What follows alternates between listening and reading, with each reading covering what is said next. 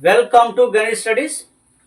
జిల్లా కోర్టులకి సంబంధించినటువంటి అంశాలు ఏ విధంగా చదివితే మనకు జిల్లా కోర్టుకి సంబంధించిన ఎగ్జామ్స్లో సక్సెస్ అవుతాం అనే అంశం మీద మనము గణేష్ స్టడీస్లో కొన్ని వీడియోస్ చేయడం అనేది జరుగుతుందన్నమాట. ఇప్పుడు జిల్లా కోర్టులు అన్నాడు అంటే ఇప్పుడు మనం కోర్టు లెవెల్స్ గురించి చదవాలి. అంటే ఇది పాలిటీకి సంబంధించిన అంశం.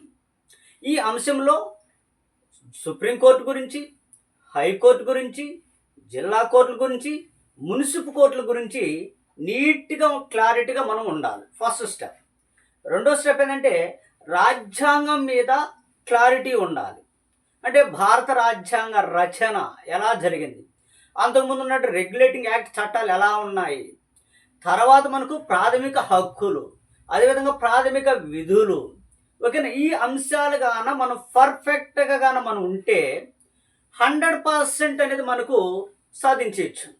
ఇందులో పార్లమెంట్లో మనకు ఉన్నటువంటి అంశంలో భాగంగా అక్కడ అటార్నీ జనరల్ అనేటువంటి ఒక ఆయన ఉంటాడు, రాష్ట్రంలో అడ్వకేట్ జనరల్ ఉంటాడు. వాళ్ళు కొంతమంది అధికారులతో ముడిపడి ఉంటారు, ఓకేనా. ఆ అంశాలు, ఇలాంటి అంశాలు కానీ మనం చూస్తే జిల్లా కోర్టుకి సంబంధించినటువంటి పాలిటీ సబ్జెక్ట్లో బిట్లన్నీ మనమే సాధించవచ్చు.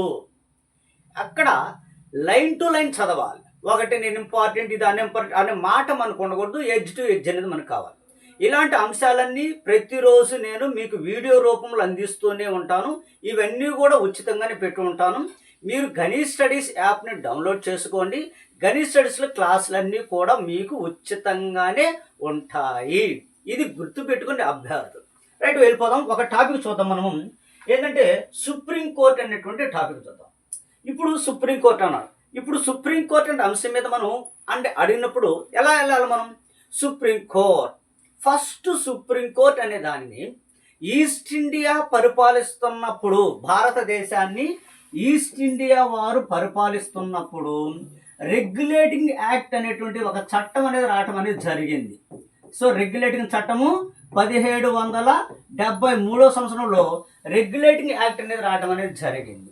ఆ రెగ్యులేటింగ్ చట్టం ప్రకారము 1774 సంవత్సరంలో సుప్రీంకోర్టు అనేటువంటి విధానాన్ని మన కలకత్తా ప్రాంతంలో విలియం పోర్ట్ అనేటువంటి దగ్గర, అంటే కోటది, విలియం పోర్ట్ అనే కోట దగ్గర మనకు సుప్రీంకోర్టు అనేటువంటిది ఏర్పడిందనే విషయం మనం చెప్పవచ్చు.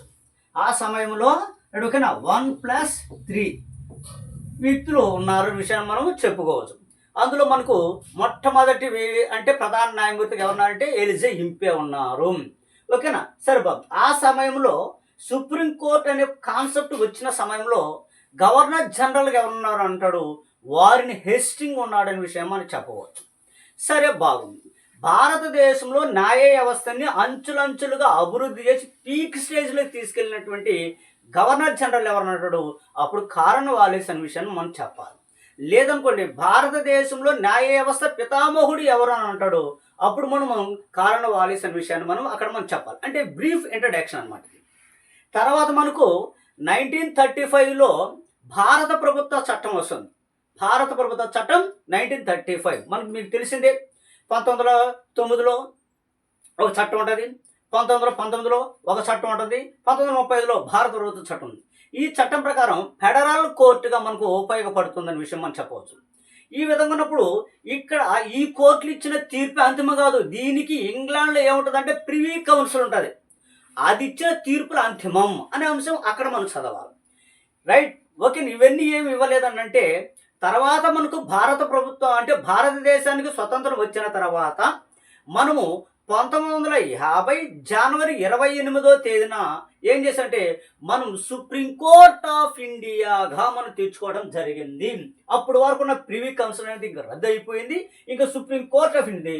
కాబట్టి ఇప్పుడు భారతదేశంలో అత్యున్నతమైన న్యాయస్థానం ఏదంటే సుప్రీంకోర్టు అంటాం. అదేవిధంగా రాష్ట్రంలో అత్యున్నతమైన న్యాయస్థానం అంటే హైకోర్టు అంటాం. మరి జిల్లాలో అత్యున్నతమైనటువంటి న్యాయస్థానం అంటే సెషన్ కోర్టు, అంటే క్రిమినల్ సెషన్ కోర్టులు అంటాం. మరి మండల స్థాయిలో అత్యున్నతమైనటువంటి కోర్టు అంటే మున్సిపల్ కోర్టులు అనే విషయాన్ని మనం చెప్తాం. ఈ ప్రశ్నలన్నీ ఆల్రెడీ అడిగినట్టు ఏమని, మండల స్థాయిలో అత్యున్నతమైన న్యాయస్థానం ఏదన్నాడు, మున్సిపల్ కోర్టులు. జిల్లా స్థాయిలో అత్యున్నతమైన న్యాయస్థానం ఏది అన్నాడు? సెషన్ కోర్టులు. ఓకేనా? ఇంకా రాష్ట్ర స్థాయిలో అత్యున్నత అంటే మీరు పెడాసర్ బిట్లు ఇవన్నీ కూడా మనం చూసుకుంటూ రావాలి ముందుకి. ఓకే, ఇప్పుడు మనము ఆ సుప్రీంకోర్టు యొక్క ప్రొఫైల్ చెప్పుకుంటా వచ్చాం. తర్వాత మనం ఏం చేసాం? సుప్రీంకోర్టు అనే విధానాన్ని భారత రాజ్యాంగంలో 5వ భాగంలో పొందుపరచడం జరిగింది. ఆర్టికల్ 124 నుంచి 147 వరకు ఉన్న ఆర్టికల్స్లో మొత్తం సుప్రీంకోర్టు యొక్క అధికారాలు, సుప్రీంకోర్టు యొక్క నిర్మాణము, సుప్రీంకోర్టు యొక్క విధులు వీటన్నిటి గురించి వివరించడం జరిగింది అనే విషయాన్ని మనం పొందుపరచవచ్చు అనే విషయం మనం చెప్పవచ్చు. ఇప్పుడు ఈ సుప్రీంకోర్టు యొక్క మోటో ఏదని అంటాడు? ధర్మం, న్యాయమే జయిస్తుంది అనేది దాని యొక్క మోటో. మరి అదేవిధంగా సుప్రీంకోర్టు యొక్క భవనం ఉన్నదే, ఈరోజు మనం ప్రతిరోజు ఈటీవీలో కానీ ఏదైనా న్యూస్లో మనం చూపిస్తూనే ఉంటారు. ఆ భవనం యొక్క శిల్పి ఎవరు అంటాడు? గణేష్ బికాజీ డియోల్కర్ అనేటువంటి ఆయన ఆ యొక్క సుప్రీంకోర్టుని నిర్మించినటువంటి శిల్పి అని చెప్పేసి మనం చెప్పవచ్చు. ఓకే, బాగుంది. ఇక్కడ మీరు చూసినట్లయితే ఈ సుప్రీంకోర్టు యొక్క వివరాలన్నీ ఇలా ఉన్నాయన్నమాట. ఇందులో భాగంగా తర్వాత మనం చూసినట్లయితే సుప్రీంకోర్టు యొక్క నిర్మాణాలు, విధి విధానాలన్నీ కూడా మనం చూస్తే ఇప్పుడు సుప్రీంకోర్టు అంటే కోర్టుల యొక్క న్యాయస్థానం యొక్క లక్షణాలు ఏమంటాడు? మనంతా కూడా ఏకీకృత, సమగ్ర, స్వతంత్ర, ప్రతిపత్తి కలిగినటువంటి సర్వోన్నతమైన న్యాయస్థానం విషయాన్ని మనము చెప్పవచ్చు. ఓకే సార్, ఇప్పుడు మనకు ఉన్నటువంటి అంశాల్లో భాగంగా మరొక అంశం ఒకసారి మనం మోస్ట్లీ ఇంపార్టెంట్ బిట్స్ ఒకసారి చూద్దాం. ఎలా ఉంటాయి? భారత రాజ్యాంగంపై అంతిమ వ్యాఖ్యలు చేసే అధికారం ఎవరికి ఉంది అని అన్నాడు. ఎవరికి ఉంది? సుప్రీంకోర్టు ఆఫ్ ఇండియాకే ఉన్నది. ఆ విషయం మనం చెప్పుకోతున్నాం. రెండో ప్రశ్న చూడండి. సుప్రీంకోర్టు కేంద్ర రాష్ట్రాల మధ్య వివాదాలను పరిష్కరించడం ఏ అధికార పరిధి కిందకు వస్తుంది అని అన్నాడు. ఏ అధికారిక పరిధి కిందకు వస్తుంది అని అంటే ప్రారంభ అధికార పరిధి కిందకు వస్తుంది. ప్రారంభ అధికార పరిధి ఏ ఆర్టికల్ ఉంటుంది? 131 ఆర్టికల్లో ప్రారంభ అధికారం ఉంటుంది అనే విషయాన్ని మనం చెప్పవచ్చు. ఒక అంశం. మరి సుప్రీంకోర్టు ప్రారంభ అధికారం 131 ఆర్టికల్లో ప్రకారంలో మనకు ఉంటుంది. రైట్ బాబు. ఇప్పుడు ప్రారంభ అధికారాలు అంటే ఏవేవి వస్తాయి? ప్రారంభ అధికారాలు అంటే రాష్ట్రపతి ఎన్నికల్లో ఇష్యూ ఇచ్చినప్పుడు సుప్రీంకోర్టులోనే కేసు వేయాలి. అది ఉపరాష్ట్రపతి ఎన్నికల్లో కూడా అవినీతి జరిగిందన్నప్పుడు కూడా కోర్టు ఎక్కడ కేసు వేసుకోవాలి? నువ్వు సుప్రీంకోర్టు. ఇది ప్రాథమిక విచారణ. మరి రాష్ట్ర మధ్య కేంద్రాల మధ్య ఎవరాలు ఏర్పడినాయి అనుకోండి, ఎక్కడ వేయాలి కేసు? సుప్రీంకోర్టు. మరి అదేవిధంగా కేంద్రము, రాష్ట్రాలు అంటే 2, 3, 4 రాష్ట్రాలు కలిసి ఎక్కడ వేసుకోవాలి కేసు? సుప్రీంకోర్టులోనే వేయాలి. మరి ప్రాథమిక హక్కులు సంబంధించినటువంటి ఇష్యూస్ ఆ కేసు ఎక్కడ వేయాలి? సుప్రీంకోర్టులోనే వేయాలి. రైట్, ఓకేనా? అంటే అదేవిధంగా మనకు రాజ్యాంగబద్ధమైనటువంటి కేసులన్నీ కూడా మనకు సుప్రీంకోర్టులన్నీ వేయాల్సినటువంటి ఆవశ్యకత ఉన్నదనే విషయం అక్కడ చెప్పకని చెప్పాడు. మరి అంతర్రాష్ట్రాల మధ్య జరిగేటువంటి ఇష్యూస్ అంటే రాష్ట్రం ఇంకో రాష్ట్రం, ఇప్పుడు నదీ జలాల మధ్య ఇష్యూ వస్తాయి.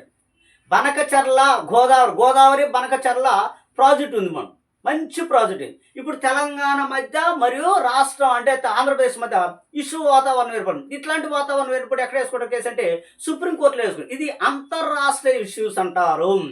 ఇట్లాంటి అంశాలను మనం చదువుకుంటూ వెళ్ళిపోవాలి. నెక్స్ట్ మనకేమన్నాడు? సుప్రీంకోర్టు న్యాయమూర్తులను నియమించేవారు ఎవరు అని అన్నాడు. అంటే సుప్రీంకోర్టు న్యాయమూర్తులు నియమించేది ఎవరు అని అంటే రాష్ట్రపతి కదా. రాష్ట్రపతి ఏ ఆర్టికల్ ప్రకారం నియమిస్తాడంటే 124 క్లాజ్ 2 ప్రకారం రాష్ట్రపతి ఏం చేస్తాడనంటే సుప్రీంకోర్టు న్యాయమూర్తులను, ప్రధాన న్యాయమూర్తులను నియమించడం అనేది జరుగుతుంది. ఓకేనా? సో ఇలాంటి పాయింట్ గుర్తుపెట్టుకోవాలి. మరి సుప్రీంకోర్టు న్యాయమూర్తులు నియమించిన తర్వాత వాళ్ళ దగ్గర ప్రమాణ స్వీకారం చేయాల్సిన బాధ్యత ఎవరిది? రాష్ట్రపతిదే. ఓకేనా? రాష్ట్రపతి సో ఎన్నో షెడ్యూల్ ప్రకారము సుప్రీంకోర్టు ప్రధాన న్యాయమూర్తిని ఓకేనా సో ప్రమాణ స్వీకారం చేస్తుంటే 3వ షెడ్యూల్ ప్రకారం అనే విషయం చెప్పాలి. మరి సుప్రీంకోర్టు న్యాయమూర్తులు కావచ్చు, ప్రధాన న్యాయమూర్తులు జీతాలంతా ఎన్నో షెడ్యూల్లో పొందుపరచాలంటాడు? 2వ షెడ్యూల్లో పొందుపరుస్తుంది అని విషయం. మరి వీళ్ళు జీతాల గురించి తెలియజేసే ప్రకరణ ఏదంటాడు? 125వ ప్రకరణలో వీళ్ళ యొక్క జీతాల గురించి తెలియపరుస్తాయి విషయాన్ని మనం చెప్పవచ్చు. ఇప్పుడు ప్రస్తుతము సుప్రీంకోర్టు యొక్క ప్రధాన న్యాయమూర్తి యొక్క జీతం 2,80,000 రూపాయలు ఉన్నదనే విషయం మనం చెప్పవచ్చు. అదేవిధంగా సుప్రీంకోర్టు న్యాయవాది ఎంత ఉంటుందంటే 2,50,000 రూపాయలు ఉంటుందనే విషయం మనం చెప్పవచ్చు. మరి హైకోర్టు యొక్క ప్రధాన న్యాయమూర్తి యొక్క జీతం ఎంత ఉన్నది అంటాడు 2,50,000 రూపాయలు అనే విషయం మనం చెప్పాలి. మరి అదేవిధంగా హైకోర్టు యొక్క న్యాయవాది యొక్క జీతం ఎంత అంటాడు 2,25,000 రూపాయల విషయాన్ని మనం చెప్పవచ్చు. ఇది అంశం. వీళ్ళకందరూ కూడా సంఘటిత నిధి నుంచి మనకు వస్తాయి. అంటే సుప్రీంకోర్టుకు సంబంధించినటువంటి జీతాలన్నీ కేంద్ర సంఘటిత నిధి నుంచి వస్తాయి. మరి రాష్ట్రంలో ఉన్నటువంటి హైకోర్టు వాళ్ళకంటే వాళ్ళ రాష్ట్రాల సంఘటన నిధి ఆర్థిక అత్యవసర పరిస్థితి ఉన్నప్పుడు తప్ప మిగతా సమయంలో వీళ్ళ జీతాలని కట్ చేసేదానికి అధికారం ఎవరికి లేదు. Okay right. ఈ అంశాలన్నీ కూడా మనము చూడాలి. సరే, ఓకే, బాగుంది. ఇప్పుడు సరే, మరి సుప్రీంకోర్టు ప్రధాన న్యాయమూర్తులు ప్రస్తుతము 52వ సుప్రీంకోర్టు ప్రధాన న్యాయమూర్తి గవాయ్ గారు ఉన్నారు. ఈ గవాయ్ గారికి తనకు పదవి మీద నచ్చలేదు, లేదా కొన్ని అనేక కారణాల వల్ల తన రాజీనామా పత్రాన్ని ఎవరికి సమర్పించాలా అని అంటే రాష్ట్రపతికే సమర్పించాలి. ఒకవేళ సుప్రీంకోర్టు ప్రధాన న్యాయమూర్తులు కావచ్చు అవినీతికి పాల్పడ్డారు అనుకోండి. ఇటీవల కాలంలో ఒక ఆయన బాగా పాపులర్ అయిపోతుంటారు. వాళ్ళ ఇంట్లో కట్లగా డబ్బులు కాలిపోయినాయని రైట్ వరకు దాని మీద వేయటం జరిగింది. ఇప్పుడు అవిశ్వాసం అది దాన్ని ఏమంటారంటే అంటే జడ్జిల విచారణ చట్టం అని చెప్పేసి 1968లో జడ్జిల విచారణ చట్టం అనేది ఆ చట్టం ప్రకారము ప్రొసీడ్ అవుతారు. ఎప్పుడు కూడా జడ్జిల్ని అంటే సుప్రీంకోర్టు న్యాయమూర్తిని తీసే విధానం అంటే అభిశంసన తీర్మానం అంటారు. ఏ పద్ధతి? అభిశంసన పద్ధతి ప్రకారం. ఇప్పుడు హైకోర్టు అంటే ఇప్పుడు ఏ సభలోనే ప్రవేశపెట్టచ్చు. లోక్సభలో అయితే ఏమో 100 మంది ఎంపీలు తీసుకుని పోయి నేను సో న్యాయమూర్తి మీద మేము అభిశంసన తీర్మానం పెడుతున్నాం అని చెప్పేసి 100 మంది ఎమ్మెల్యేలు పోసి స్పీకర్కి పత్రం ఇవ్వడం అనేది జరుగుతుంది. మరి రాజ్యసభలో అయితే ఎలాంటి పరిస్థితి ఏర్పడుతుంది అని అంటే అతను అవినీతి పరుడు అనే విషయం తెలియని తర్వాత వెంటనే రాజ్యసభలో అయితే 50 మంది రాజ్యసభ ఎంపీలు చైర్మన్కి అక్కడ నివేదిక ఇవ్వడం అనేది జరుగుతుంది అన్నమాట. తర్వాత వాళ్ళ అధ్యక్షులు అంటే రాజ్యసభలో చైర్మన్, లోక్సభలో స్పీకరు వాళ్ళు ఏం చేస్తారంటే 3 సభ్య కమిటీ వేస్తారు. ఆ 3 సభ్య కమిటీలు ఎవరు ఉంటారంటే సుప్రీంకోర్టు ప్రధాన న్యాయమూర్తి, హైకోర్టు యొక్క ప్రధాన న్యాయమూర్తి, అదేవిధంగా నిష్ణాతుల్ని ఈ ముగ్గురిని కమిటీని వేసి విచారిసి ఇతను అవినీతి పరుడు పాల్పడాలని విషయం తెలిసిన తర్వాత ప్రాసెస్ అవుతుంది. తర్వాత పార్లమెంట్లో ప్రత్యేక మెజారిటీ అంటే ఎంత 2/3 వంతు ప్రత్యేక మెజారిటీతో ఏమవుతుంది అని అంటే అతన్ని అభిశంసన తీర్మానం ద్వారా తొలగించడం జరుగుతుంది. ఇది మనకి ఇక్కడి నుంచి మనకు బిట్లు అనేది వస్తాయి. ఒక న్యాయవాది మీద అభిశంసన తీర్మానానికి ఎంత మెజారిటీ ఉండాలంటే 2/3 వంతు ఒక న్యాయమూర్తి మీద. ఓకేనా? రైట్. ఇప్పుడు మనము చూసినట్టయితే ఆ సుప్రీంకోర్టు వాతావరణం అంతా అలా ఉంటుంది. నెక్స్ట్ మనకి ఏమన్నాడు, ఆంధ్రప్రదేశ్ నుంచి సుప్రీంకోర్టు ప్రధాన న్యాయమూర్తిగా పనిచేసిన వారు ఎవరు అన్నారు. మన ఆంధ్రప్రదేశ్ నుంచి సుప్రీంకోర్టు ప్రధాన న్యాయమూర్తిగా పనిచేసినటువంటి వ్యక్తి ఎవరంటే కోకా సుబ్బారావు గారు. ఈయన ఎన్నోవ సుప్రీంకోర్టు ప్రధాన న్యాయమూర్తి అని అంటే ఓకే రైట్, జాగ్రత్త గుర్తుపెట్టుకోండి, ఇక్కడ ఏమీ లేదు. కోకా సుబ్బారావు గారు 9వ ప్రధాన న్యాయమూర్తి అనే విషయాన్ని మనము చెప్పవచ్చు. దీనికి సుప్రీంకోర్టు ఈయన ఓకేనా.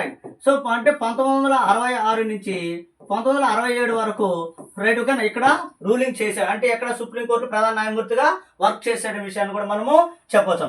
ఈ కోకా సుబ్బారావు గారే మన ఆంధ్రప్రదేశ్కి కూడా మొట్టమొదటి హైకోర్టు ప్రధాన న్యాయమూర్తి అనే విషయాన్ని కూడా మనం చెప్పవచ్చు. మన తెలుగువాడు గోలకనంద కేసు విషయంలో కూడా రైట్ ఓకేనా ఈయన ఎదుర్కొంటాడనే విషయాన్ని కూడా మనము చెప్పవచ్చు. కోకా సుబ్బారావు గారు.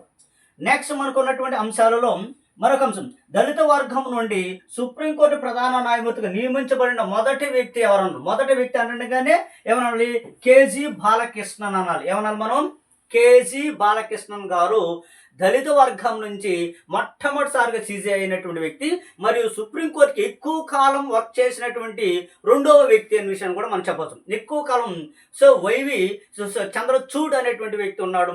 ఓకే రైట్, ఆ అంశాన్ని మనం అక్కడ చెప్పచ్చు, అక్కడ చెప్తాను సందర్భం వచ్చినప్పుడు. ఇక్కడ చూడండి, ఇప్పుడు ఈయన సుప్రీంకోర్టుకి ఎన్నవ ప్రధాన న్యాయమూర్తి అంటాడు, 37వ ప్రధాన న్యాయమూర్తి. ఇది అంటే కేసీ బాలకృష్ణ గారి యొక్క అంటే ఏ సమయంలో సుప్రీంకోర్టు ప్రధాన న్యాయమూర్తిగా పనిచేశాడు అని అంటాడు, 2007 నుంచి 2007 నుంచి 2010 వరకు ఈ మధ్య కాలంలో ఎక్కడ వర్క్ చేశాడు, సుప్రీంకోర్టులో ప్రధాన న్యాయమూర్తిగా బాలకృష్ణ గారు ఎక్కువ వర్క్ చేశాడనే విషయాన్ని మనము చెప్పవచ్చు. ఒక అంశం. ఓకేనా. మరి అదేవిధంగా దళిత వర్గము నుంచి సిజేఐ అయిన రెండో వ్యక్తి ఎవరని అంటాడు? సో గవాయ్, బిఆర్ గవాయ్ అని అంటాం కదా మనం. రీసెంట్గా గవాయ్ గారు ఎంటర్ అవడం అనేది జరిగింది. బిలాంగ్స్ టు మహారాష్ట్రకు చెందిన వ్యక్తి, పూణే ప్రాంతానికి చెందినటువంటి వ్యక్తి. ఓకేనా. ఈయన సో బౌద్ధ మతానికి చెందిన వ్యక్తి అనే విషయాన్ని మనం చెప్పుకోవచ్చు. సరే, ఓకే, బాగుంది. నెక్స్ట్ మరొక ప్రశ్న చూడండి. గోలక్నాథ్ కేసు సమయంలో సుప్రీంకోర్టు ప్రధాన న్యాయమూర్తిగా ఉన్నది ఎవరు అన్నాడు? చూసారా? కోకా సుబ్బారావు గారు. Very very very very important bits అన్ని కూడా ఇక్కడ ఉన్నాయి. ఓకేనా. నీట్గా చదవండి, క్లారిటీగా మనం వెళ్ళిపోయినామంటే ప్రశాంతం. నెక్స్ట్ మరొకటి Golaknath case. Okay, right. Next చూడు, కేశవానంద భారత్ కేసు విషయంలో సుప్రీంకోర్టు ప్రధాన న్యాయమూర్తిగా ఎవరున్నారు అన్నాడు? ఎస్ఎం సిక్రీ గారు ఉన్నారు. ఎవరున్నారు? ఎస్ఎం సిక్రీ గారు. కేశవానంద భారత్ కేసు జరుగుతున్నప్పుడు సిక్రీ గారు ఉన్నారు. ఈయన 13వ సిజే అంటే సుప్రీంకోర్టు ప్రధాన న్యాయమూర్తి. అవునే, 13వ సిజే అన్నాడు. రైట్నే కాదంటారు. అసలు మొట్టమొదటి సీజే ఎవరు అంటే భారత సుప్రీంకోర్టు ప్రధాన న్యాయమూర్తి ఎవరు అని అంటాడు? హెచ్జే ఖానియా అని అన్నాడు. మరి రెండవ ఆయన ఎవరు? పతాంజలి శాస్త్రి గారు రెండో వ్యక్తి అనే విషయం మనం చెప్పవచ్చు. తర్వాత మనకు ఆ 52 మందిని మనం చదువుకుంటూ పోతే కాదు, అందులో ఇంపార్టెంట్ పర్సన్స్ ఉన్నారు. ఎక్కువ కాలం పనిచేసిన వారు ఎవరు, తక్కువ కాలం పనిచేసిన వారు ఎవరు, రైట్. ఓకేనా. దళిత వర్గానికి చెందిన వారు ఎవరు అంటాడు? Okay, right. కేశవానంద భారత కేసులో ఉన్నటువంటి న్యాయమూర్తి, ప్రధాన న్యాయమూర్తి, ఇలాంటి అంశాలు మనం చదువుకుంటే సరిపోతుంది. అక్కడ ఇంకేం లేదు. రైట్. సుప్రీంకోర్టులో అతి తక్కువ కాలం పనిచేసిన ప్రధాన న్యాయమూర్తి ఎవరు అని అన్నాడు. అంటే ఎవరైనా కేఎన్ సింగ్ గారు. ఏ సింగు? కేఎన్ సింగ్ గారు. జస్ట్ ఈయన 18 రోజులు మాత్రమే పని చేయడం జరుగుతుందనే విషయాన్ని మనం చెప్పవచ్చు. ఈయన ఎన్నో సీజీఐ అంటే 22వ సీజీఐ, 22వ సుప్రీంకోర్టు ప్రధాన న్యాయమూర్తి అనే విషయం మనం చెప్పచ్చు. ఎందుకంటే కేఎన్ సింగ్ గారు ఎన్ని రోజులు వచ్చేసిన 18 రోజులు. ప్రతి ఒక్కరు తెలిసిందే. ఎన్నో వ్యక్తి అని అడిగితే ఏం చెప్తారు? 22వ వ్యక్తి అని చెప్పాలి. కోకా సుబ్బారావు ఎన్నో వ్యక్తి అంటే 9వ వ్యక్తి అని చెప్పాలి. అదేవిధంగా బాలకృష్ణ ఎన్నో సీజీఐ అని అంటే 37వ సీజీఐ అని విషయం మనం చెప్పాలి. ఎందుకంటే వాళ్ళు ప్రత్యేకత ఉంది కాబట్టి వాళ్ళు ఎన్నో వాళ్ళని అడిగేసానికి అవకాశాలు ఉంటాయి. నేను చెప్తున్నాను, గవాయి 52వ వ్యక్తి. అదేవిధంగా మనకి ఎన్వి రమణ ఉన్నాడు కదా, మన తెలుగు ఆయన రెండో వ్యక్తి. మొదటైన కోక సుబ్బారావు, రెండో ఆయనేమో ఎన్వి రమణ, 48వ వ్యక్తి సిజై. ఓకేనా. అట్లాంటివి చదవాలి మనం. నెక్స్ట్ మనం చూడు, ప్రస్తుతం సుప్రీంకోర్టు ప్రధాన న్యాయమూర్తి ఎవరున్నారు అన్నాడు? DY BR Gavai. ఓకేనా. డివై బిఆర్ గవాయ్ అనే వ్యక్తి ఇప్పుడు మనకున్న విషయాన్ని మనము చెప్పవచ్చు. ఓకేనా, రైట్. నెక్స్ట్ మనకున్నటువంటి మరొక స్లైడ్లో మరొక పాయింట్లో మనం వెళ్ళిపోదాం. భారత రాజ్యాంగం ద్వారా సుప్రీంకోర్టును ఎప్పుడు అమల్లోకి వచ్చింది అన్నాడు? 1950 జనవరి 28. ఈ విషయం మీకు ఆల్రెడీ చెప్పేశాను. నెక్స్ట్ 13 ప్రశ్నలు. భారత రాజ్యాంగంలో సుప్రీంకోర్టు ఎన్నో భాగాలు ఉంది? ఈ విషయం కూడా చెప్పాను. 5వ భాగంలో ఉన్నదన్న విషయం చెప్పాను. 124 నుంచి ఆర్టికల్ ప్రకరణలు 124 నుంచి 147 వరకు ఉన్నటువంటి ప్రకరణలన్నీ సుప్రీంకోర్టు యొక్క నిర్మాణం, అధికార విధుల గురించి తెలియజేస్తున్న విషయం కూడా మీకు ప్రీవియస్ క్లాస్లో ఆల్రెడీ చెప్పేశాం. నెక్స్ట్ మనం చూడు, 14వ ప్రశ్న. భారత న్యాయ వ్యవస్థ పితామహుడు ఎవరు? కార్న్వాలిస్. రైట్. ఓకేనా. సో 15వ ప్రశ్న. సో 1774 మొట్టమొదటిసారిగా సో సుప్రీంకోర్టును ఎక్కడ ఏర్పాటు చేస్తారన్నాడు? కలకత్తాల విషయం మీకు ఆల్రెడీ నేను పొందుపరచడం జరిగింది అనే విషయాన్ని మీకు గుర్తు చేస్తున్నాను. నెక్స్ట్ మరొక ప్రశ్న చూడండి. భారత న్యాయ వ్యవస్థ లక్షణాలకు సంబంధించి సరైన వాక్యం చూడు. ఏకీకృత, సమగ్ర, స్వతంత్ర, ప్రతిపత్తి కలిగిన సర్వోన్నత న్యాయస్థానం మన సుప్రీంకోర్టు అనే విషయం మనం చెప్పచ్చు. నెక్స్ట్ 17 కోర్ట్ ఆఫ్ రికార్డ్ ఏ ప్రకరణలో కలదు? కోర్ట్ ఆఫ్ రికార్డు 129వ ప్రకరణలో కలదు. అంటే సుప్రీంకోర్టు కేసులన్నీ కూడా ఏం చేస్తారు? ఒక ఫైల్ చేసి ఓకేనా, అవన్నీ కూడా దిగువ కోర్టులు అనేది కంపల్సరీగా ఫాలో అవ్వాలి. కనుక సో కోర్ట్ ఆఫ్ రికార్డు ఎన్నో ఆర్టికల్ ఉంటుందండి? 129వ ఆర్టికల్లో కోర్ట్ ఆఫ్ రికార్డు ఉంటుందనే విషయం మనం చెప్పవచ్చు. ఓకేనా. కోర్ట్ ఆఫ్ రికార్డ్ ఇక్కడ చాలా కీలకమైనటువంటి అంశం అన్నమాట. ఎందుకంటే కోర్టు ధిక్కారం చేసినట్టే 2000 రూపాయలు ఫైన్. Okay, right. నెక్స్ట్ మనకు చూసినట్లయితే రైట్. ఓకే, నెక్స్ట్ మనకు రైట్ సుప్రీంకోర్టు యొక్క చూడండి 17వ ఫిబ్రవరి మొట్టమొదటిసారిగా సుప్రీంకోర్టు ఎక్కడ? కలకత్తా. సుప్రీంకోర్టు యొక్క మోటో ఏది? ధర్మం న్యాయమే జయిస్తుంది అని అన్నాడు. నెక్స్ట్ ప్రస్తుతం సుప్రీంకోర్టులో ఎంతమంది న్యాయమూర్తులు ఉన్నారు అన్నాడు? ప్రస్తుతం ఎంతమంది ఉన్నారనంటే 1+3 ఉన్నారు. 1+33 అంటే టోటల్ ఎంత? 34 మంది ఉన్నారు విషయం మనము చెప్పుకోవచ్చు. Okay, right. మరి ఎంతమంది చూడు, ఒక వ్యక్తి అనేది కామన్, మరి 33 మంది ఉండాలా, 34 మంది ఉండాలి, ఎంతమంది ఉండాలి? న్యాయమూర్తులు సుప్రీంకోర్టులు ఎంతమంది ఉండాలని తెలిసి చెప్పేది ఎవరనంటే పార్లమెంట్ నిర్ణయిస్తుంది. మరి న్యాయమూర్తులు నియమించేది ఎవరు? రాష్ట్రపతి. వాళ్ళ దగ్గర ప్రమాణ స్వీకారం చేసేది ఎవరు? రాష్ట్రపతి. లేకపోతే అతను లేని సందర్భంలో అతను ఎవరైతే రెఫర్ చేస్తారో వాళ్ళు ప్రమాణ స్వీకారం చేపిస్తాడు. ఇట్లా అన్న. మరి సుప్రీంకోర్ట్ ఆఫ్ ఇండియా ఏర్పడినప్పుడు 1950 జనవరి 28 చెప్పినప్పుడు ఎంతమంది న్యాయమూర్తులు ఉన్నారంటే ఓకే, న్యాయవాది న్యాయమూర్తులు అంటే సో 1+7 = 8 మెంబర్స్ ఉన్నారు. మొత్తం ఎంతమంది అంటే అప్పుడు 8 మెంబర్స్ ఉన్నారు. ఓకేనా? సో న్యాయవాదులు ఎంతమంది అంటే 7 మంది అనే విషయం చెప్పాలి. తర్వాత ఏం చేసిందంటే క్రమేణా పెంచుకుంటూ వచ్చి 2019 సంవత్సరంకి వచ్చేలేకి ఓకేనా, సో 33 మంది న్యాయవాదులు మరి ఒక సిజే ఉండాలనే విషయాన్ని అక్కడ పొందుపరచడం జరిగిన విషయం చెప్పవచ్చు. ప్రస్తుతం ఎంతమంది ఉన్నారంటే 34. మొత్తం అనంటే 34 అనాలి. Okay right. ఇది అప్డేట్ ఇన్ఫర్మేషన్ కూడా మీకు ఇవ్వటం అనేది జరిగిపోయింది అనమాట. రైట్. నెక్స్ట్ మనకున్నటువంటి అంశాల్లో మరొక అంశం చూద్దాం. సుప్రీంకోర్ట్ ఆఫ్ ఇండియా ప్రారంభంలో ఎంతమంది న్యాయమూర్తులు ఉన్నారంటే చూడు, 8 మెంబర్స్. సో సుప్రీంకోర్టు న్యాయమూర్తులను పదవి చేపట్టే ముందు రాష్ట్రపతి లేదా అతను సూచించిన ప్రతినిధుల ముందు ప్రమాణ స్వీకారం చేస్తారు. ఆ అంశాన్ని ఎన్నో షెడ్యూల్లో పొందుపరిచాడు? 3వ షెడ్యూల్లో పొందుపరిచాడు. ఆల్రెడీ విషయం చెప్పేసి మీకు. నెక్స్ట్ 23 ప్రశ్న. సో సుప్రీంకోర్టు ప్రధాన న్యాయమూర్తి మరియు ఇతర న్యాయమూర్తులు తన రాజీనామా పత్రం ఎవరికి ఇవ్వాలి? రాష్ట్రపతికి ఇవ్వాలి. ఓకేనా? రైట్. రాష్ట్రపతికి సంబోధిస్తూ ఇవ్వాలి. నెక్స్ట్ మనం చూస్తే ప్రకరణ 124 క్లాజ్ 4 ప్రకారం సుప్రీంకోర్టు న్యాయమూర్తులను తొలగించే విధానాన్ని ఏమంటారు?